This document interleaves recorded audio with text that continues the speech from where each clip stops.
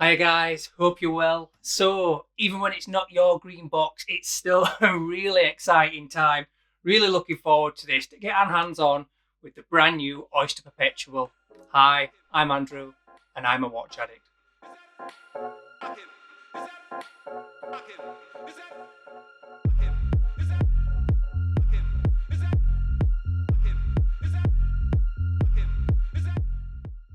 Right, guys, welcome to today's show. It's all about the Oyster Perpetual 41, or is it a 41? Time will tell. And Rolex really need to up their box game. Listen, Omega do great boxes, Patek do great boxes, even Christopher Ward. Absolutely solid. So yeah, but you know what? If Rolex rolled it out in a bit of bubble wrap in a brown paper bag, no one would bat an eyelid, would they? Because they've got a Rolex. And this is an absolute classic watch. It's looking absolutely fantastic. I actually didn't like these watches to start with. I think the type of watch for me, I say it quite often that it's a Marmite watch. You either like it or you don't. But I think the best type of watches are the slow burners, where you disregard them at first, and then the enjoyment and the excitement from builds up, and before you know it, they're one of your favourite watches. And these Oyster Perpetuals are really growing on me. Anyway, wristwatch check. Big shout out to Bell and Ross UK. They've loaned me in this absolutely stunning military green beauty. I absolutely love it. They got in touch via Instagram. Apparently, they were looking for a certain level of YouTuber to review one of their watches. Stupid English with your Yorkshire puddings. That's right. They wanted a Yorkshire pudding. So big shout out to them. Really enjoying this. Really comfy. Great sizes to make it a comfortable watch. I'll be reviewing that soon. Keep an eye out for that. But mainly, let's talk about the Rolex Oyster Perpetual 41. They've had a brand new list of 7 colours that have come out this year. All funky, very bright, very different.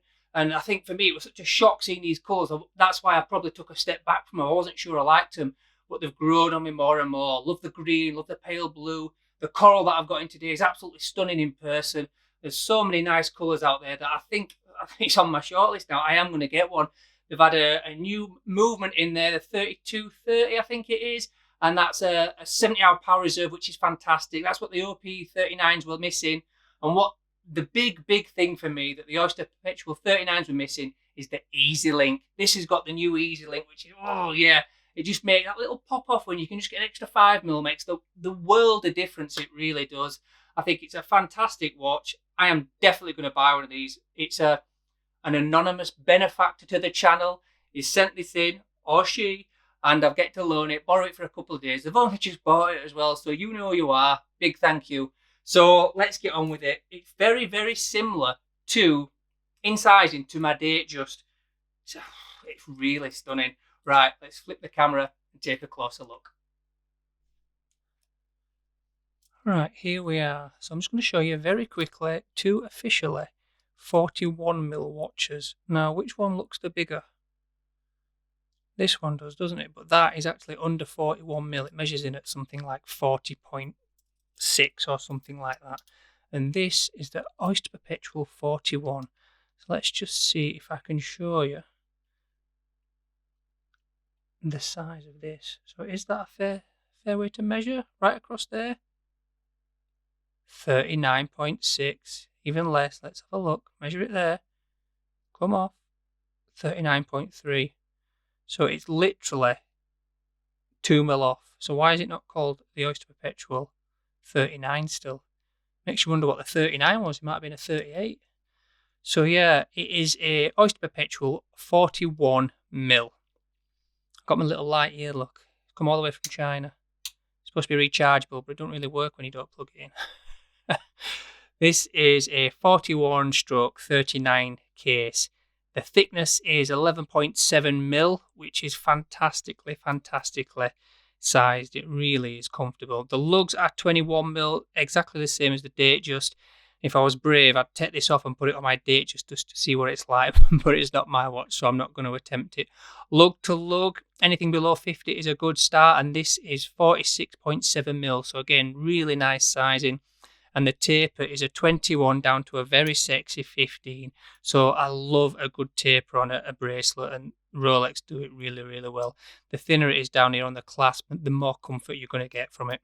It's 100 meter water resistant standard, and actually I think in about a century ago, someone swam the channel in a Rolex Oyster Perpetual. So if you can do that and it's not going to get water damaged, 100 meters is more than enough.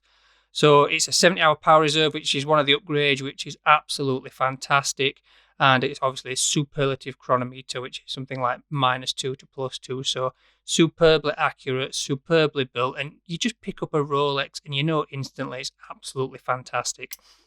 This bezel it's curved, arched. I don't know what the word you want to call it, whereas the date just is a straight beveled edge. This has got more of a curve on it. So you can distinguish the two. And again, that'll be down to personal preference, whether you like this rounded or the straight edge version. I don't think it matters, to be honest. I think the straight edge will reflect a little bit more light, but it'll probably highlight scratches more as well, unfortunately. So the dial and the hands, the dial is, I mean, wow. It is something fantastic. The text on there is a little bit difficult to read, and with it being black, I think it doesn't stand out as much. Does this help? I have no idea. So yeah, it's a little bit tricky to read. I'd have maybe put it in white, I think, and I think I'd have made it a little bit bigger because it is quite difficult to read from a normal distance. The dial is a fantastic colour. They're all fantastic colours. It's just whether you like them or not. It will not be for everyone. I think the markers, very prominent markers, and the lume filled is, oh, look at that. You can never complain about Rolex lume, and this is no different. It's an absolutely gorgeous watch. The crown at the top, that'll be in white gold, which is really nice looking as well. And the clasp, again, that's just a stamped crown. I really, really think they should have put in a proper crown there. But this little link here just lifts up. I think that's fantastic as well, the way to lift it. And the easy link again, it gives you 5 mil in, 5 mil out, and it's just literally boom, 5 mil extra. And you can do that on your wrist as well. It works fantastic. So the bracelet is just an amazing taper. It's fantastic build quality, comfort, look, nothing to complain about at all. And the overall quality and feel, well, I mean, subconsciously, I already know it's good before picking it up, before even laying eyes on it.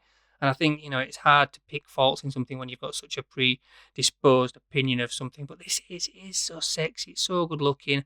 And the dial, I thought that it's not for me when I first saw it come out. But yeah, I think I could have one of these now.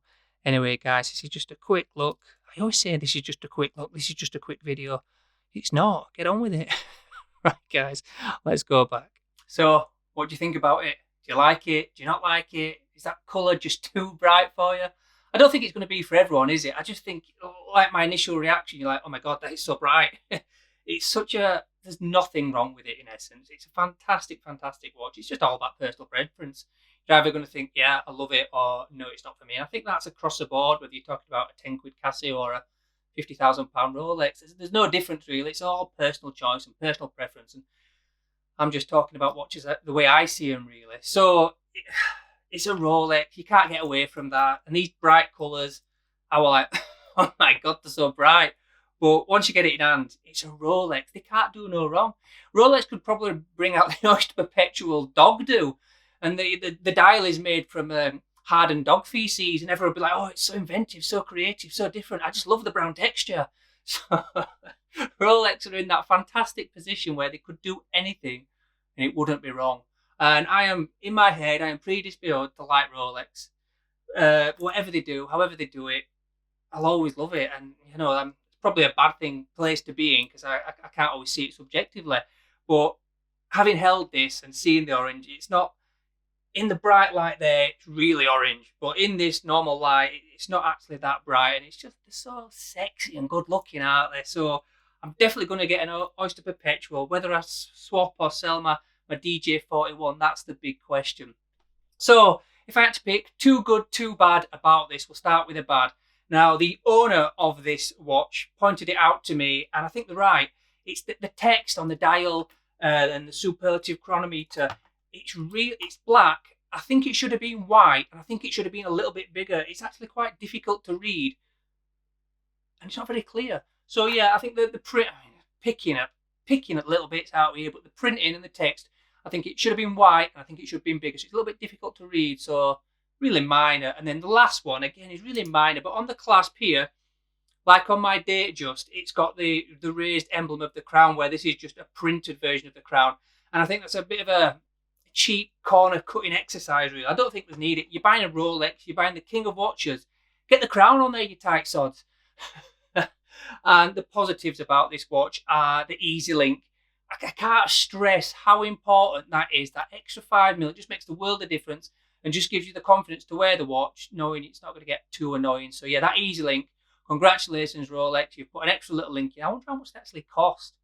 I bet we're talking 50p to produce. So throw them on all your watches, you tight sods.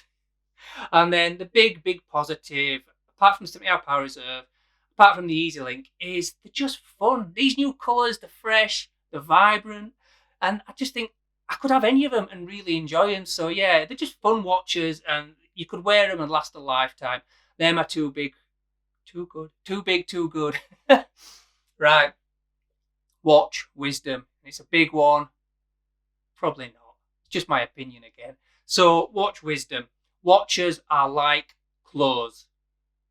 Not everybody should wear all types of clothes. I wouldn't wear a really tight fitting short pair of denim hot pants.